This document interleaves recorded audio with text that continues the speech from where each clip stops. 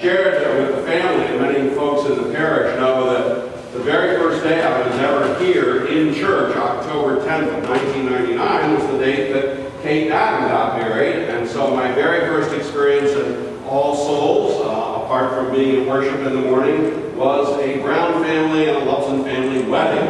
And now, almost 9 years later, we get another wonderful occasion to kind of celebrate a wonderful wedding with the Brown family. And I know that Molly and Jenny are both now thinking 9 years, do I have to wait 9 years? But no, really, who knows, right? But as I thought about it, and the other truth is that Emily and Richard have known each other and really been dating almost since the moment I got here. I think it's at least 9 years, maybe a little longer, but they've truly grown up in love. Grown up in love. There aren't many couples in my 21 years that I can say that about who have come to present themselves before God and exchange their vows and confess their love in front of the broader community. But Emily and Richard grew up together in love. Going through the flowering of adolescence and young adulthood, discovering with each other what their gifts and talents would be for work in the midst of the world, seeing their love deepen and grow in the midst of all of those challenges that for most young people going through adolescence, the challenge of adolescence is enough in and of itself, but to discover love in that springtime season of their life, what an incredible gift to have and to be for one another, right from practically their first getting to know each other. It's a real treasure then for me to watch these two young people come together, be so close and so tightly bound to each other, that today we're really kind of celebrating what already is, what has been there, what has been manifest in their life and commitment to each other, these many years already. And to know that they are poised at this moment to leave this place and go forward with a rich heritage of love and God's presence in their life already surrounding them, and surrounded too by the community of love that is gathered here today.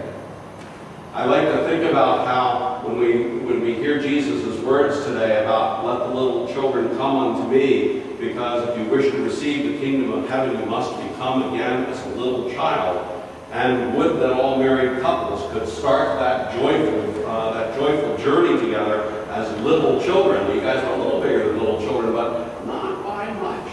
Not by much.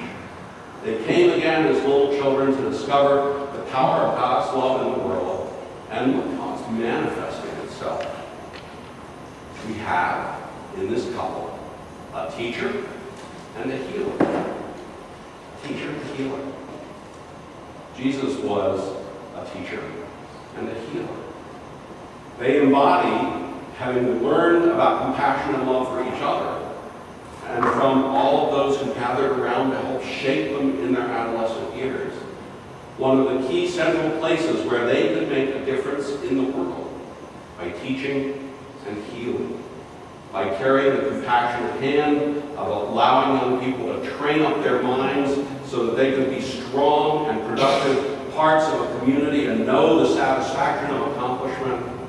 And in their difficult moments, when sickness or other physical turmoil strikes them, to know the healing touch of a healer.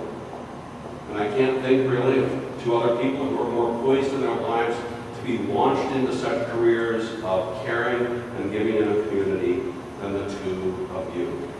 Nor to start off this already understanding what it is to abide in God's love and have God's love abide in you. You have been built up in your relationship with each other. You have been built up in the choice of what you will do in the world. You have been built up by this surrounding witness of God's love in your lives for those who have cared about you and held you together.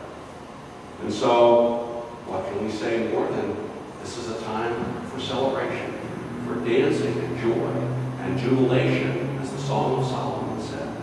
A time to know who your beloved is and to call him and her forth toward you, knowing that the greatest treasure you have is going to be the love that you share for each other. commitment you carry throughout your life. The invitation in all of this, of course, as you'll hear in the prayers in a minute, is for all of us to remind ourselves today about the importance and power of love for our world. The importance in particular, as it's incarnated in these two young people, of teaching and healing for the world that we live in and are receiving as the future comes cascading down upon us. We need teachers, we need healers, but more important even than that, we need people within whom love abides deeply and in whom love infuses their being to propel them into their life's